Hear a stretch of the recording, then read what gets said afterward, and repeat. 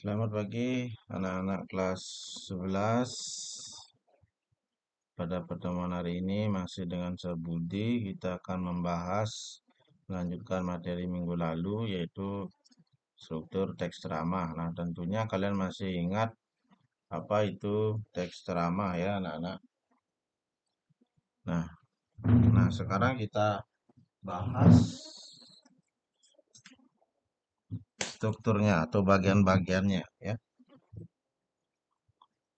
Bagian yang pertama terdiri dari pembukaan, ya. Bagian yang kedua terdiri dari isi, dan bagian ketiga terdiri dari penutup. Pembukaan itu biasanya berisi ya, kita menyapa terlebih dahulu eh, audien yang hadir dengan mengucapkan salam ya. Misalkan audiennya terdiri dari bermacam 5 agama ya. Jadi kita mengucapkan salam 5 agama itu ya, dari Om Swastiastu, salam Assalamualaikum, salam sejahtera, salam nama budaya. Kemudian setelah itu kita menyapa audien yang hadir, siapa yang hadir di sana. Misalkan audiennya terdiri dari apa namanya, para tamu undangan yang lebih tinggi derajatnya dari kita. Jadi kita analisis undangannya siapa yang paling tinggi. Nah, yang paling tinggi pangkat atau derajatnya kita sapa dengan yang terhormat. Jadi misalkan dalam suatu acara yang tertinggi pangkat atau jabatannya adalah kepala sekolah, kita ucapkan yang terhormat kepala SMA CIS dan Pasar. Jadi di sini yang terhormat itu diucapkan kepada satu orang ya.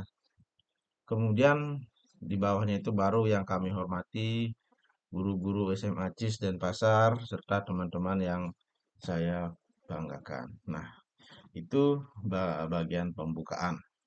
Kemudian tidak lupa mungkin dengan mengucapkan syukur karena pada kesempatan ini bisa berkumpul dalam suatu keadaan yang sehat, eh, sehingga bisa berkumpul dalam acara ceramah yang ingin kalian sampaikan.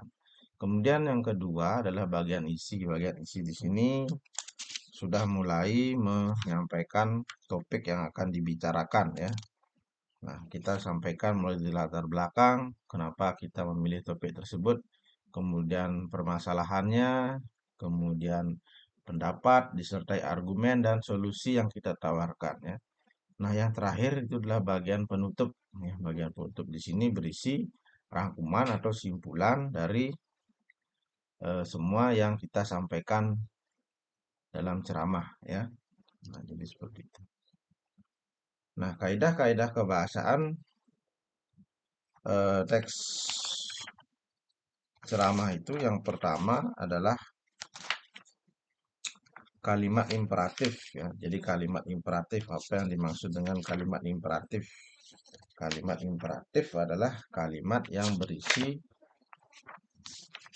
perintah ya, atau ajakan atau saran, mengajak pendengar atau audien agar mau mengikuti apa yang kita sarankan atau perintahkan dalam ceramah yang kita sampaikan. Nah, kemudian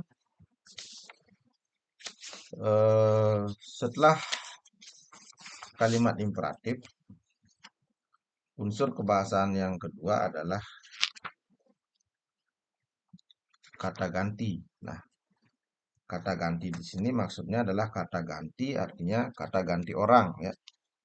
Dalam hal ini kalau kita menjadi pembicara atau penceramah untuk menunjukkan atau menggunakan kata ganti orang pertama, menunjuk diri sendiri, sebaiknya menggunakan kata saya ya. Hindari menggunakan kata aku karena kata saya di sini dinilai lebih sopan dibanding kata aku. Nah, terkecuali mungkin para audiennya mungkin sebaya atau seumuran dengan kalian ya. Tetapi kalau audiennya ada yang lebih tua atau ada yang lebih dihormati, lebih baik kata ganti orang pertama yang digunakan adalah kata ganti saya. Nah, kemudian kata ganti orang kedua. Kata ganti orang kedua artinya menunjuk kepada lawan bicara. kata ganti yang kita gunakan adalah ya kata ganti Anda atau hadirin atau saudara sekalian. Jadi seperti itu. Jangan menggunakan kata kalian, kamu. Nah, itu terasa kurang sopan atau kurang efektif.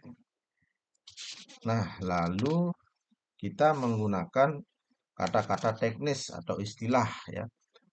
Nah, dalam menggunakan kata teknis atau istilah di bidang tertentu, kita perlu menganalisis audien yang mendengarkan ceramah yang kita sampaikan. Agar jangan sampai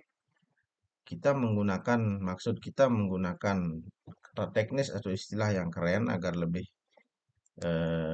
kelihatan kita menguasai topik, tetapi pendengar atau audien tidak mampu menangkap makna atau istilah yang kita sampaikan. Nah, jadi penggunaan kata teknis atau istilah itu harus disesuaikan dengan audien yang mendengarkan topik kita.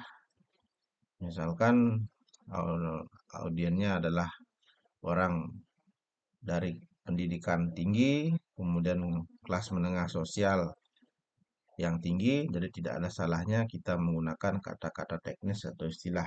Namun kalau audiennya sebaliknya adalah latar belakangnya menengah ke bawah, jadi kita harusnya menyesuaikan dengan menggunakan kata-kata istilah yang sesuai agar mudah dipahami oleh audien atau para pendengar.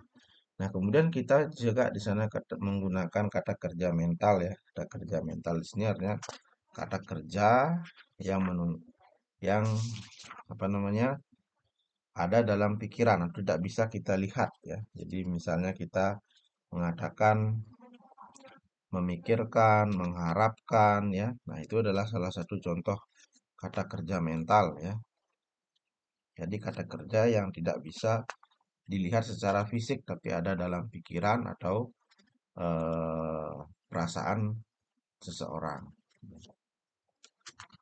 Nah, jadi kemudian dalam teks ceramah kita tidak jarang menggunakan kalimat-kalimat majemuk bertingkat atau kalimat yang panjang karena kita di sini berbicara secara lisan tentu kita menggunakan kalimat-kalimat yang mungkin lebih strukturnya lebih panjang, mungkin terdiri dari penggunaan dua predikat, dua objek dan sebagainya. Nah, itu namanya kalimat majemuk bertingkat. Nah, sekian dulu anak-anak untuk materi hari ini yaitu tentang struktur kebahasaan teks ceramah. Nah, kita bertemu lagi pada kesempatan yang akan datang. Eh, Tetap jaga kesehatan dan selamat belajar.